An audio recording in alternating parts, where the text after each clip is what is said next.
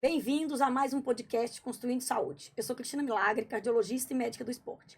E hoje o meu convidado é o Dr. Mário Henrique Elias Matos.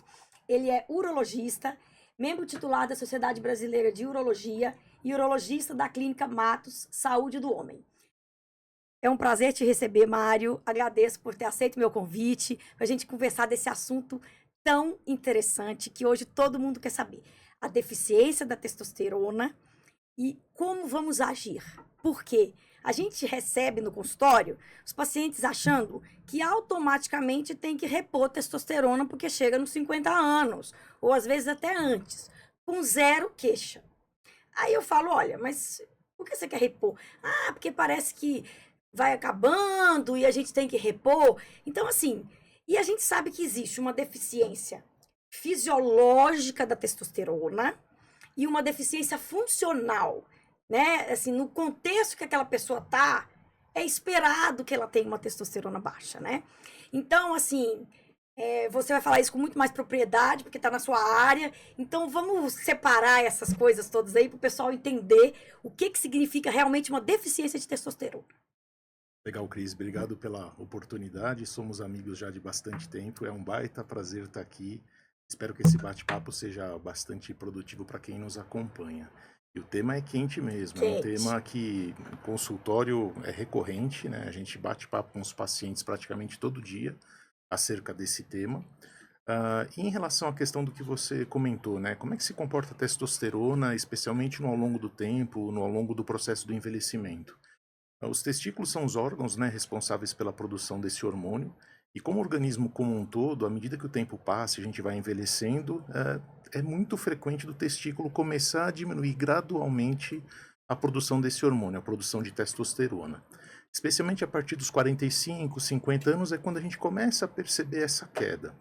A gente dá um nome para essa condição, né? Os urologistas comentam e usam a sigla DAEM, que é o declínio androgênico do envelhecimento masculino, que é uma queda fisiológica esperada desse hormônio no nosso Igual nós, organismo. mulheres, que, né, entramos na menopausa. Só Exato. que o nosso é assim, abrupto, né? O de Isso. vocês é mais lento, Isso, do né? homem é mais lento, é mais gradual, nem sempre acontece na mesma faixa etária, então homens às vezes mais jovens já começam a ter esse declínio, alguns homens vão começar a ter essa baixa de hormônio um pouquinho mais para frente, e como você mencionou, essa queda ela é mais gradual do que quando a gente compara com a mulher.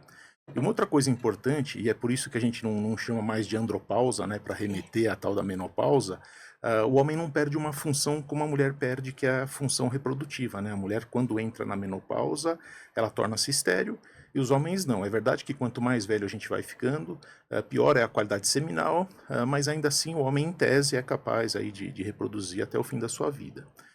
Então, esse declínio ele vai acontecer. E o que é importante é ter esse entendimento que é algo fisiológico, e mais do que isso, é tentar identificar quais são os homens que, eventualmente, por conta dessa queda do hormônio masculino, vão apresentar sinais e sintomas que mereçam, então, a nossa atenção. Então aqui tem que ficar bem claro, né? A gente não trata o número, a gente não trata aquilo que vem no resultado no papel isoladamente. A Exatamente. gente tem que olhar para esse número, entender se ele está dentro de uma faixa de normalidade ou não e linkar isso com aquilo que o paciente traz para a gente.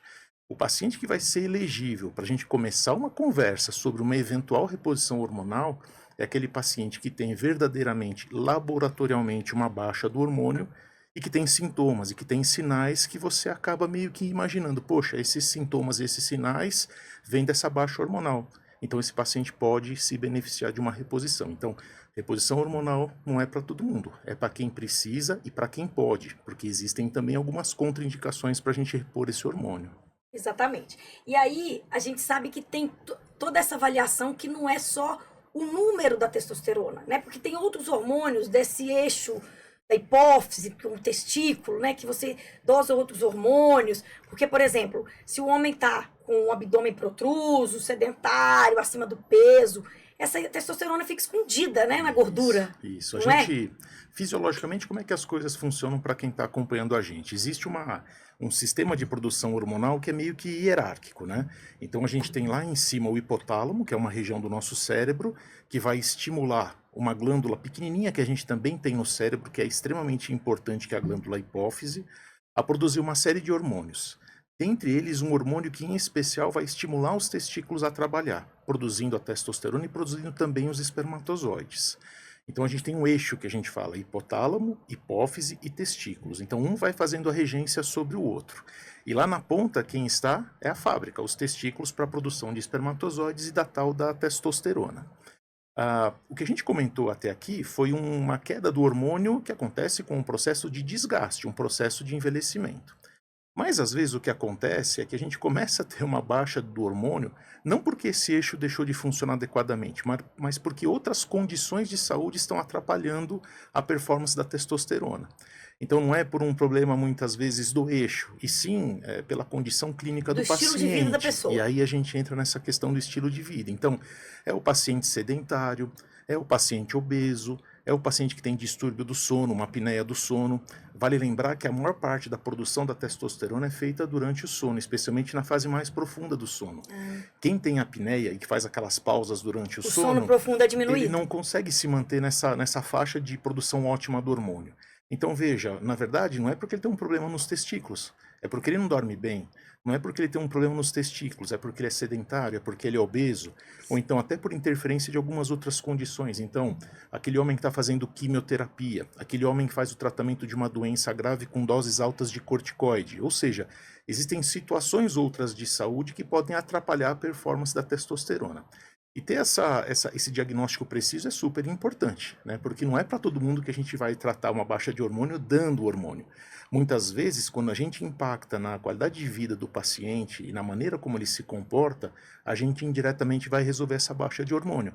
Então, o grande exemplo, e aí acho que é bem fácil de entender, é o obeso mórbido, né? Aqueles Sim. pacientes que fazem cirurgia de redução do estômago e que emagrecem de maneira extraordinária.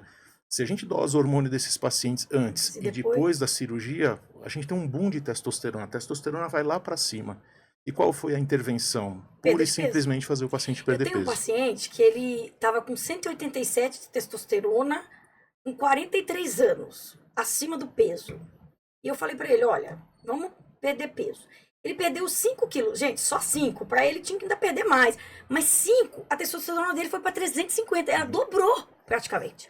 Então, eu dou esse exemplo para alguns pacientes. Eu falo, olha, tá vendo? Então, não adianta a gente ir lá e tentar dar uma coisa que não está faltando, porque, na verdade, você vai gerar um desequilíbrio, não é, Mário? Exato. Isso é muito importante, né? Até aqui, o que a gente conversou foi de trazer níveis de hormônio para uma faixa de normalidade. Por isso que tudo começa com a dosagem laboratorial. A gente precisa confirmar que realmente, laboratorialmente, essa testosterona está em nível mais baixo. E o que a gente faz é trazer esse hormônio que está em nível baixo para a faixa de normalidade. É o termo, né? Reposição. A gente só vai repor aquilo que está faltando. Claro. E o que a gente faz de uma maneira sempre dentro daquilo que a gente espera, que é regularizar, melhorar os sintomas do paciente dentro de um limite de segurança, é pura e simplesmente trazer esses níveis para a faixa do normal. Onde que está o perigo, Cris? É quando esses níveis de normalidade não são respeitados, quando esse limite não é respeitado. Que é o que muitas vezes a gente vê quando abusivamente os pacientes usam testosterona de maneira indiscriminada. Exatamente. E aí a gente passa desse limite de segurança. Então, o que a gente está conversando aqui é a maneira saudável de você restabelecer níveis normais para que você deixe de sofrer daqueles sinais e sintomas que te incomodam. Porque o que acontece? Muitas vezes a gente pega esse paciente que está nesse contexto que você já falou, do estilo de vida todo, que eu falo, tá tudo bagunçado, né? E aí ele tá cansado, ele tá meio indisposto, então ele também não tem aquele ânimo para quebrar e sair da inércia, né? Ele fala, doutor, eu tô cansado. Então, às vezes, você começa e a pessoa tem um ânimo para ela começar essa mudança. Você comentou sobre esse negócio do valor, e parece que tem diferença da hora que você dosa a testosterona. Não tem isso? De manhã, no meio da manhã? Como é que é isso? Fisiologicamente, como é que funciona esse eixo, né? O estímulo máximo para o testículo, ele acaba acontecendo mesmo no período do sono profundo, e a gente vai ver um pico de testosterona geralmente no meio da manhã. A gente chama isso de ritmo circadiano dos hormônios. Sim. Então a testosterona ali no meio da manhã, geralmente quando a gente tem o seu pico fisiológico. Então, para a gente poder fazer um diagnóstico laboratorial, que é importante, fazer essa dosagem de preferência no meio da manhã. E vamos lembrar, é importante a gente ter um sono tranquilo antes da coleta. Então, eu sempre oriento os pacientes tentarem ir ao laboratório, então, no meio da manhã, E na noite que antecede a coleta, tentar ter uma noite mais tranquila. Então eu brinco, eu falo, ó, não é para chegar 3, 4 da manhã depois de tomar cerveja com os amigos e colher a testosterona no dia Que vai estar seguinte. ruim. É para dormir cedo, para ter uma noite tranquila, para fazer então essa coleta. Também é importante evitar de fazer a coleta, por exemplo, quando a gente está com algum tipo de infecção, algum tipo de inflamação. Certo. Poxa, está gripado, está meio derrubado por alguma condição de saúde, espera para fazer a coleta. E finalmente, uma outra coisa importante é essa ritmicidade de produção de testosterona. Existe uma variação mesmo ao longo, por exemplo, da semana. Então, o bacana é que a gente tenha pelo menos 2 dosagens de testosterona para fazer o diagnóstico. E aí a gente está fazendo o diagnóstico, como eu falei, laboratorial. Laboratorial. A gente aí vai estar entendendo se está fora dessa faixa do normal ou não. Quais são esses limites de normalidade, né? Isso é, de certa forma, variável. Se a gente for se guiar pelos limites que o laboratório oferece para a gente, se a gente comparar diferentes laboratórios, a gente vai ver que tem algumas variações. Mas geralmente vai ali de 275 até 780. A gente reconhece que para ter uma performance ok, ou uma quantidade mínima de testosterona para as coisas acontecerem de um jeito legal, 300 a 350. Então, se a gente recebe um paciente que tem níveis acima desses valores, de 300 a 350, dificilmente os sintomas vão ser decorrentes de uma baixa hormonal, porque na verdade ele não tem um hormônio baixo. Então, tudo começa com essa questão de, naturalmente, no consultório a gente sentir o paciente, os sintomas, aquilo que ele conta pra gente, os sinais, aquilo que a gente vê quando examina o paciente, e aí sim fazer o link com a dosagem laboratorial e, como eu falei, pelo menos 2 dosagens de preferência Nesse contexto nesse de contexto e preparo fazendo de manhã, adequado, né? exatamente, exatamente. E então, assim, aí quando você vai repor, então, assim, você viu que esse paciente estava, vamos supor, com 280 de testosterona, né? Sintomático. A melhor forma, assim, no primeiro momento, é o gel mesmo? Na Ou verdade, depende? Depende, né? Cada caso é um caso, então mas a gente falou então dessa coisa de você confirmar no laboratório. É importante a gente avaliar os sintomas. Então, como é que esse paciente geralmente se apresenta?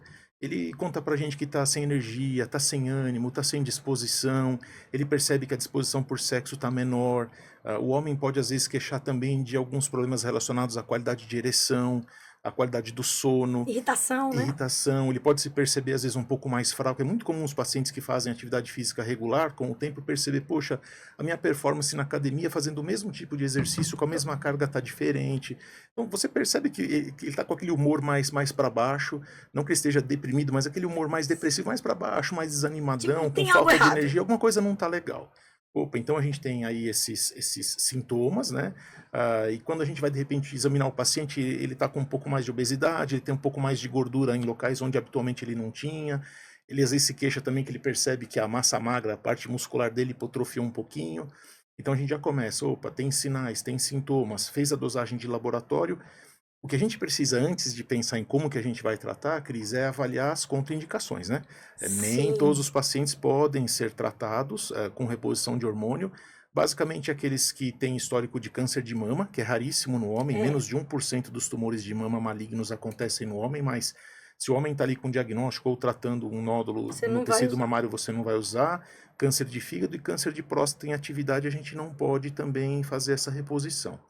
Mas enfim, não tem nenhuma contraindicação, aí a gente vai então pensar como é que a gente vai fazer. O objetivo é subir o hormônio, né? Trazer o hormônio para a faixa do normal. Níveis dentro da normalidade, Exatamente. assim. E aí eu explico para os pacientes da seguinte forma: a gente pode dar o bolo pronto, ou seja, oferecer a testosterona pronta para o organismo, ou a gente pode fazer o paciente produzir mais da sua própria testosterona. Que é a melhor Exato, estratégia. exato. Então a gente tem, por um lado, uma estratégia relacionada a medicações por boca, que vão estimular esse eixo para no final acelerar o trabalho do testículo. Eu falo que esses comprimidos vêm para fazer, ô gente, é o testículo, vamos trabalhar um Agiliza pouquinho aí. mais, exatamente. Então, existem medicações que É nos fazem, Clomid? é o clomid, é o Clomid. citrato de clomifeno. Isso. Então a gente pode usar medicações orais que vão nos estimular a produzir a nossa própria testosterona, ou então a gente pode dar o bolo pronto, como eu mencionei. E aí você tocou na questão do gel. O gel é uma via, né? A gente pode usar a via que a gente fala de transdérmica, aplicação de gel na superfície da pele, um gel enriquecido com testosterona. Essa testosterona vai ser absorvida pela pele, cair na corrente sanguínea e chegar ali nos tecidos onde ela tem que agir. Ou então a gente pode usar a via intramuscular, que pela agência reguladora aqui do Brasil nos permite agir dessa forma. Ou por via transdérmica, né? A Anvisa nos dá a chancela para usar a via transdérmica ou a via intramuscular. Se você me pergunta, poxa, o que é melhor? Sempre começa assim, sempre começa Não tem desse regra, jeito? na Não tem medicina não tem regra, a gente regra. tem que sentir o paciente. É, Então, tem paciente que não gosta do não, Cris, tem gelzinho. pacientes quando você fala de injeção, fala, doutor, pelo amor de Deus, eu tiro o sangue deitado que se eu ver uma agulha eu caio. Então eu não quero saber de jeito nenhum de fazer a injeção. É, Tem outros pacientes que quando você explica que você vai ter que passar o gel todo santo dia, fala. fala, doutor, pelo amor de Deus, eu esqueci de tomar meu remédio da pressão, você acha que eu vou lembrar de aplicar esse gel? Ou então eu viajo bastante, imagina que eu vou fazer uma viagem de trabalho, vou ficar uma semana fora de casa e esqueço o remédio.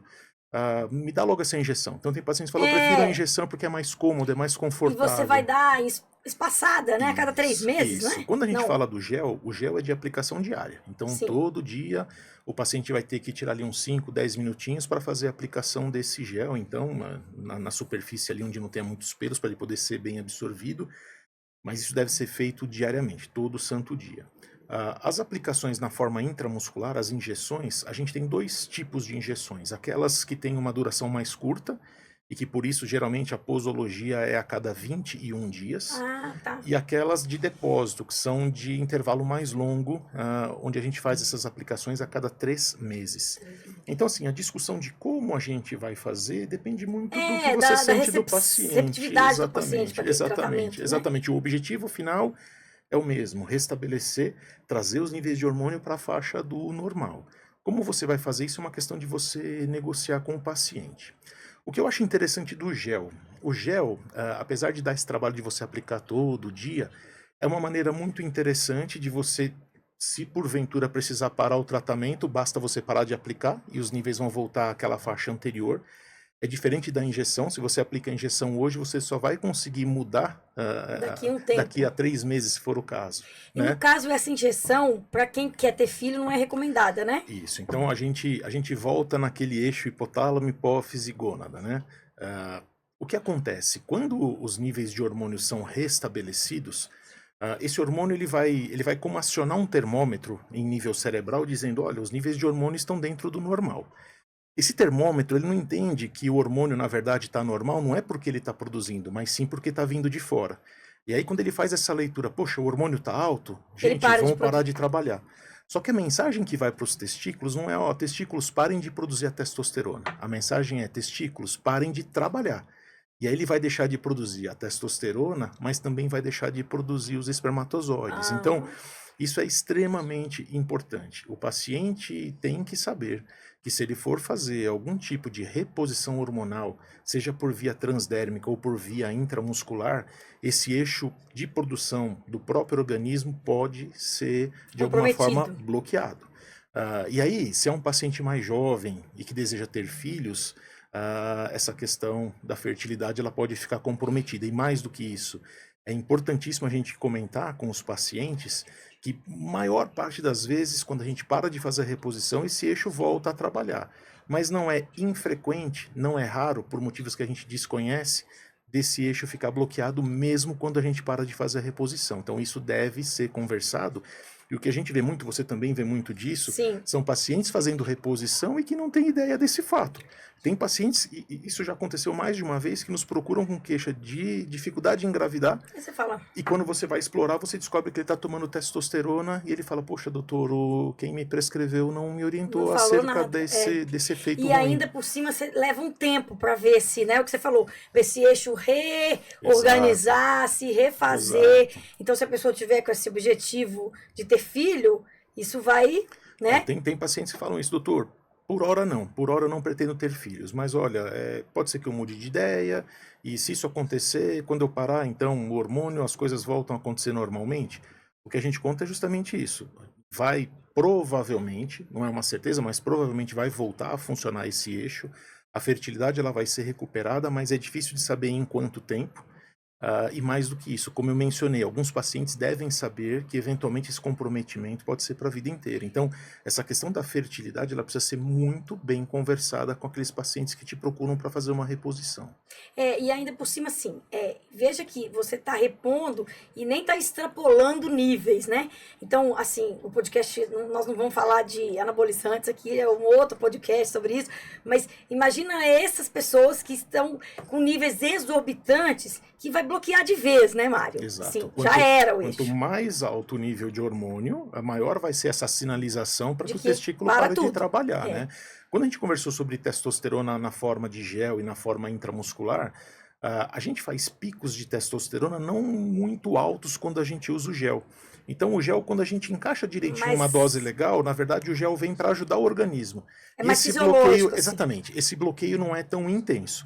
Agora, as injeções, sejam aquelas de curso curto ou aquelas de curso mais prolongado, essas fazem um pico mais alto e invariavelmente o eixo ele é E bloqueado. aí, na verdade, a gente, por isso que nesse contexto de reposição, que alguns vão precisar, o quanto a gente precisa focar nessa questão do estilo de vida, de construir saúde. Por quê? Porque se a pessoa faz musculação, a testosterona vai subir. Se ela diminui gordura, a testosterona melhora. Se ela melhora o seu sono, porque se ela perde peso, ela dorme melhor, vai ter mais impacto. O estresse também baixa muito a testo, não A é? gente fala para os pacientes, Cris, assim, que a reposição hormonal, é claro, em algumas situações, quando o testículo já absolutamente cumpriu com o seu papel e não está mais apto a produzir nada de testosterona, provavelmente aquele paciente vai ser candidato a ter que fazer essa reposição O por um resto da tempo vida. prolongado pelo resto da vida. Mas em boa parte das vezes, a gente falou do hipogonadismo, que é a baixa do hormônio funcional. Se a gente consegue colocar na cabeça do paciente que essas medidas de ordem, a gente chama de ordem biopsicossocial, né? Se ele conseguir abraçar essa ideia e entender que a medicação ela vem para ajudar por um período de tempo, mas que essas medidas de comportamento vão ajudar para a vida inteira, muitas vezes a testosterona ela entra na vida do sujeito por um período de tempo. Então é como você colocar uma rodinha ali na bicicleta para a criança aprender a andar. Depois que ela Depois, aprendeu, você tira a rodinha, a coisa vai acabar acontecendo naturalmente. Isso é muito, muito importante, porque muitas vezes os pacientes vêm procurando uma solução mágica. não tem. Doutor, me dá hormônio aí, vamos restabelecer esses níveis de normalidade, e aí tudo vai acontecer da melhor maneira possível, vai dar tudo certo? Não. Se você ficar colocando toda a responsabilidade do êxito de um tratamento só no hormônio, não vai dar certo. Então, o que você comentou é absolutamente imprescindível. Então, melhorar a qualidade do sono, perder peso, praticar atividade física, principalmente atividade anaeróbica, né? Que é Musculação, que musculação. estimula o organismo verdadeiramente a produzir esse hormônio. Medidas de qualidade de vida, ter uma dieta equilibrada, isso ajuda demais, diminui o nível de estresse. Quer dizer, o organismo precisa estar equilibrado para fazer essa produção hormonal, isso é fundamental. Porque assim, a gente tem algumas patologias, né, Mário? Que a pessoa vai ter uma baixa, porque é lá em cima. Mas isso é a minoria, não é? É, Na sua é, prática clínica? geralmente o que a gente vê muitas vezes é o declínio do envelhecimento. Então são aqueles homens que realmente estão ali na casa dos seus 70, 75, 80 anos e que você vai examinar, já percebe os testículos diminuídos. Quando você faz a avaliação do eixo, você já encontra os hormônios de estímulo dos testículos bem aumentados, ou seja, é uma Já está na tentativa do falência. organismo de puxar o testículo a trabalhar mais. E aí, claro, fica bem óbvio, decorre ali de um decréscimo fisiológico da idade. Em outras situações, aí é mais pontual, como você mencionou, a gente encontra distúrbios específicos de saúde. Então, um tumor de hipófise, ou então, como eu mencionei aqui, um paciente que se encontra fazendo um tratamento com quimioterapia ou com altas doses de medicação corticoide. Mas, geralmente, a maior parte das vezes, ou é mesmo o declínio da idade, ou então a interferência de uma qualidade de vida ou de um hábito de vida que não é bacana.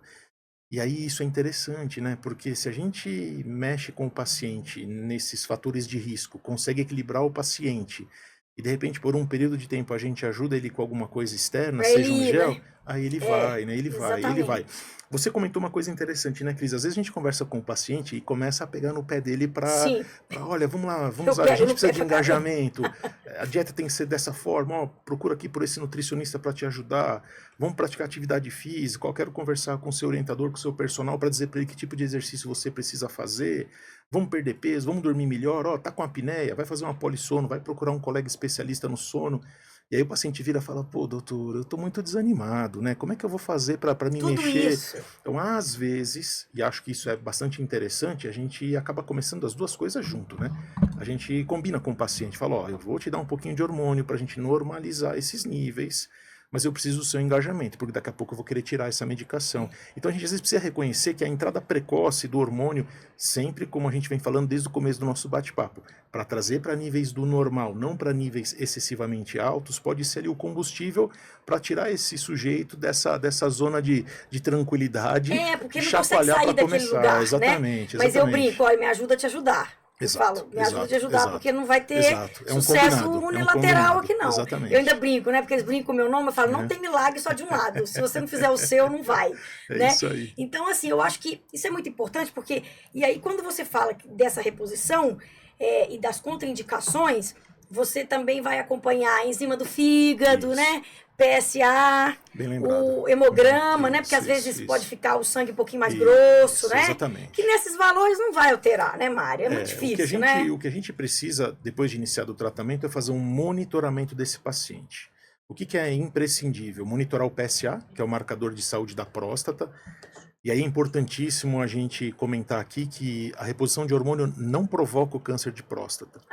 Tá vendo, hein, gente? Isso é Presta super atenção. importante. Mas veja, se o paciente tem um câncer de próstata que está escondido e você não faz o diagnóstico antes de começar a Ele reposição, aparece. você pode acelerar e ele pode aparecer.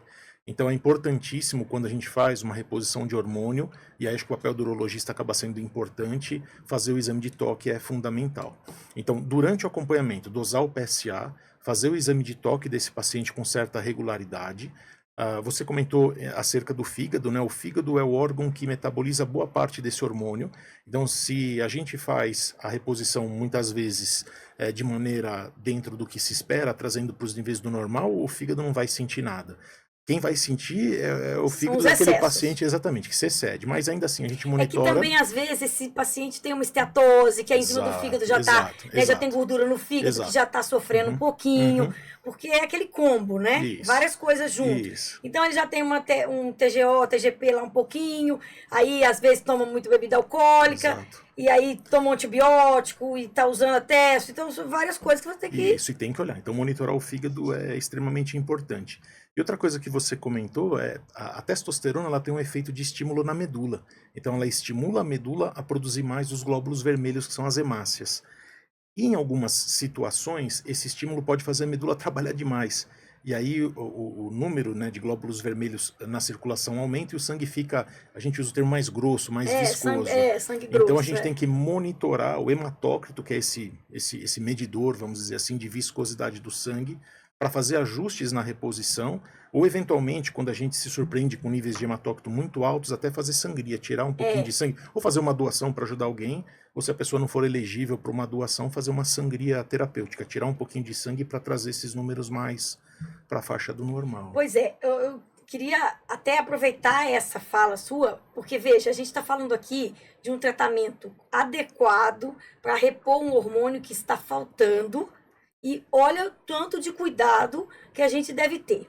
Imaginam vocês, essas pessoas que estão fazendo uso de anabolizante, que nada mais é do que testosterona, e com valores exorbitantes. Tem gente, eu já peguei paciente com 5.000 de testosterona. Então, imagina o que esse excesso causa em toda essa dinâmica do corpo, né? Do ponto de vista metabólico. Então, é muito sério isso. Então, a gente tem uma coisa que é você repor o que está faltando e detectar o porquê que isso está baixo. Se você tem algo a fazer, o dever de casa, né? Porque eu falo que o paciente também tem a responsabilidade no tratamento.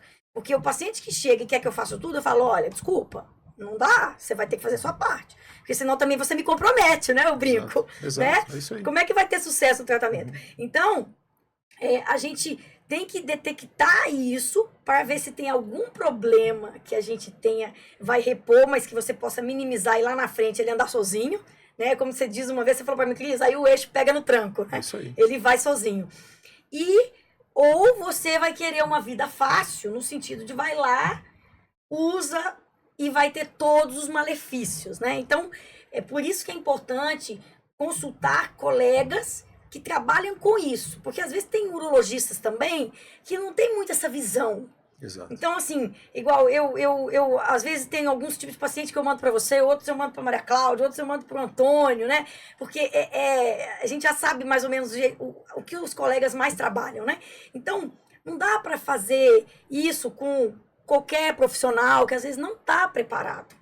E você tem que investigar essa deficiência, né, Mário? Exato. Porque às vezes a pessoa tem mesmo um problema, Claro, né? claro. Físico, tem lá um tumor, alguma coisa, que não é a maioria. Ainda mais a gente considerar que hoje mais da metade da população é sobrepeso e obesidade, 56%. Então, assim, a grande chance disso tudo ser do contexto é cada vez maior, né? Exato. E aí, todos esses pontos que você falou, que eu acho que o pessoal tem que ficar atento, né? A hora que colheu, o momento que colheu, semana de muito estresse, não dormiu direito, viajou, fuso horário, voltou de viagem, tá lá com aquele, né, tudo bagunçado ainda, porque não...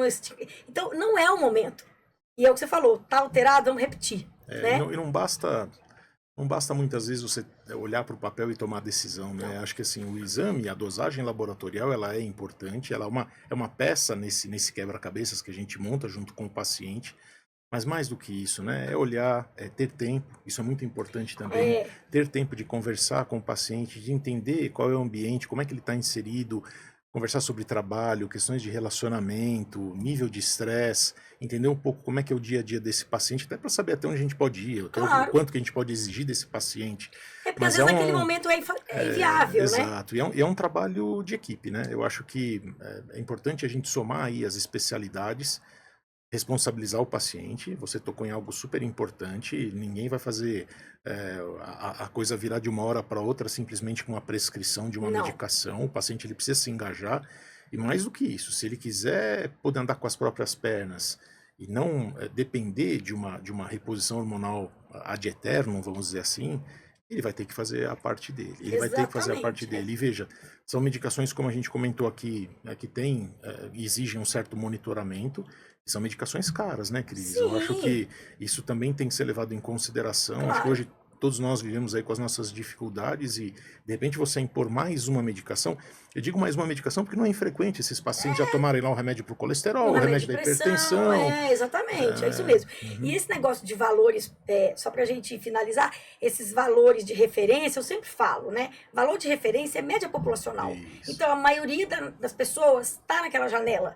Às vezes a pessoa tem uma alteração de uma enzima do fígado que já investigou e não é nada. Exato. E eu já vi paciente com 240 de testosterona, que teoricamente, tá baixo. E o cara tá ótimo, não sente nada, vai lá, treina, vida sexual normal, disposição. Então, assim, a gente não trata exame, a gente trata a pessoa. Exato. O exame é um complemento. É que, infelizmente, hoje, a medicina tem algumas situações muito difíceis, né? Que muitas vezes consultas muito rápidas, o paciente não pode aquela interação com o médico. Então, eu acho que esse lado, né, da medicina humanizada que a gente gosta, né, Mário? Graças a Deus, né? Então, acho que é isso, assim. Acho que a mensagem é essa. Nosso tempo está acabando. Parece que a gente acabou de conversar, né? Não começou agora, mas teríamos aí muitos papos.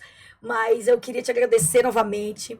Acho que foi ótimo, se esclareceu muito. Nossa linguagem aqui é para as pessoas entenderem e cuidarem melhor. A gente levar a informação para quem não é médico, para quem quer saber, quer conhecer, quer construir saúde.